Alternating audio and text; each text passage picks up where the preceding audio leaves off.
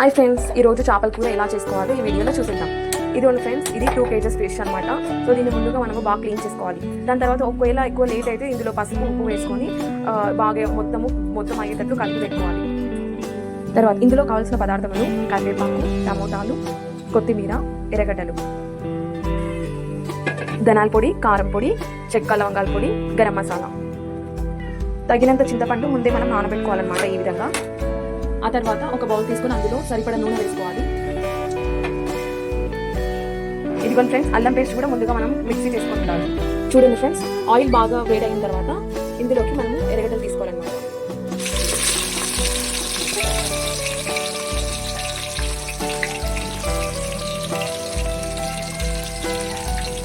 Onions తీసుకోవాలి first, తర్వాత కరివేపాకు వేసుకోవాలి ఫ్రెండ్స్.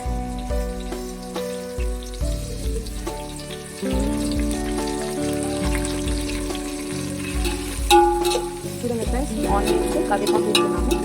ఇలా బాగా ఫ్రై చేసుకోవాలన్నమాట.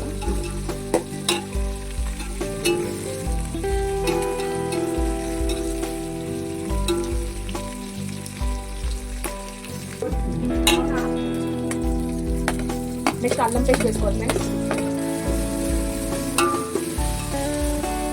తర్వాత తగినంత పసుపు,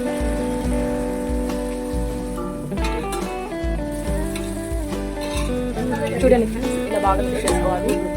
కారం పొడి వేసుకోవాలి ఫ్రెండ్స్. తర్వాత చెక్క లవంగాల పొడి,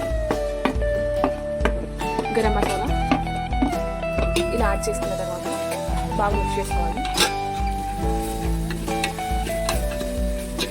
తర్వాత టమోటాలు వేసుకోవాలి ఫ్రెండ్స్. మనం ముందుగా తరిగి పెట్టుకున్న టమోటాలు బాగా మిక్స్ చేసుకోవాలి ఫ్రెండ్స్, అడుగు అంటుకోకుండా. కొత్తిమీర వేసుకోవాలి ఫ్రెండ్స్. తర్వాత బాగా మిక్స్ చేసుకోవాలి. తర్వాత ధనాల పొడి వేసుకోవాలి ఫ్రెండ్స్. బాగా మిక్స్ చేసుకోవాలి. ముందుగా మనం నానబెట్టుకున్న చింతపండు ఇలా వేసుకోవాలి ఫ్రెండ్స్. తర్వాత ఆ చింతపండు ఇలా వేసుకోవాలి ఫ్రెండ్స్. తర్వాత ఇలాగా మిక్స్ చేసుకోవాలి. తగినంత ఉప్పు వేసుకోవాలి ఫ్రెండ్స్. ముందుగా మనం చింతపండు ఉప్పు వేసుకున్నాము. బాగా ఇలా మిక్స్ చేసుకున్న తర్వాత మూత పెట్టుకోండి ఫ్రెండ్స్. కొంతసేపు ఉడకాలి. ఇది బాగా బాయిల్ అయిన తర్వాత మనము ఫిష్ వేసుకోవాలి ఫ్రెండ్స్.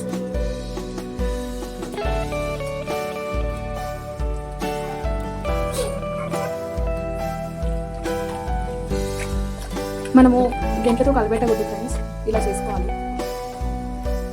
దీన్ని కొద్దిసేపు మనం బాయిల్ చేసుకుందాం ఫ్రెండ్స్. ఫిష్ ఉడికిన తర్వాత మధ్య మధ్యలో ఇలా అంటూ ఉండాలి ఫ్రెండ్స్. లాస్ట్లో కొంచెం కొత్తిమీర వేసుకొని ఇలా గార్లిష్ చేసుకోవాలి ఫ్రెండ్స్.